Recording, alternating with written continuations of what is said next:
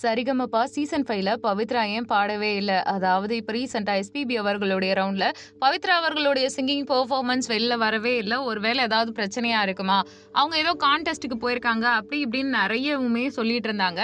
வெளியில இருக்க நெறைய யூடியூப் சேனல்கள் சொன்னத வச்சு நம்மளுமே சொல்லியிருந்தோம். ஆனா இங்க என்ன சொல்றாங்க அப்படின்னா, பவித்ரா அவர்கள் எஸ்பிபி ரவுண்ட்ல அந்த இடத்துல இருந்ததாவும் சொல்லப்படுது. அது மட்டும் இல்லாம ஏற்கனவே தேவா அவர்களுடைய ரவுண்ட்லயே அவங்க பாடல் பாடும்போது உடம்பு ரொம்ப வீக்கா இருந்துச்சு. காய்ச்சலா இருந்தாங்க. சரியா பாட முடியலன்னு சொன்னாங்க. அதே மாதிரி இப்ப உடம்பு சரியில்லாம இருந்திருக்கிறதுக்கு வாய்ப்பு இருக்கு. அதனால அவங்க பாடக்கூடிய பாடல் சரிவர இருக்காது. கண்டிப்பா சரியா அவங்களால பாட முடியாது. முனைப்பா தன்னுடைய பெர்ஃபார்மன்ஸ வெளிப்படுத்த முடியாதுன்றனால தான் அவங்க பாடலன்ற மாதிரியும் சொல்றாங்க. இல்லன்னா பாடிட்டு சீக்கிரமா சஸ்பென்ஸா கூட அவங்க பெர்ஃபார்மன்ஸ காட்டுறதுக்கும் வாய்ப்பு இருக்கு. இல்லன்னா மத்தவங்க சொல்ற மாதிரி கவன் படத்துல காட்டுற மாதிரி ஒருவேளை பவித்ரா இல்லாதத இருக்க மாதிரி காட்டுறதுக்கும் வாய்ப்பு இருக்கு.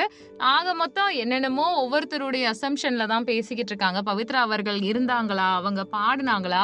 அது எல்லாத்தையுமே ஜீ தமிழ் ப்ரோமோ பார்த்தா தாங்க தெரிய வரும். ஏன்னா பவித்ரா அவர்கள் இருந்த மாதிரியும் இருக்கு, இல்லாத மாதிரியும் சிலர் தகவல்கள கசிந்து விட்டுட்டே இருக்காங்க.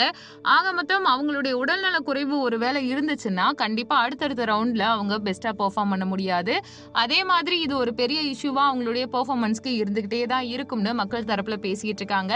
அதேக்கு அடுத்து முக்கியமான விஷயம் என்னன்னா, பவித்ராவை விட நல்லா பாடுறவங்களும் இருக்காங்க, ஒஸ்டா இருக்கவங்களும் இருக்காங்க. அவங்கள எலிமினேட் பண்ணக்கூடாதுன்னு சொல்லக்கூடிய ரசிகர்களும் நம்மள சுத்தி தான் இருந்துட்டு இருக்காங்க.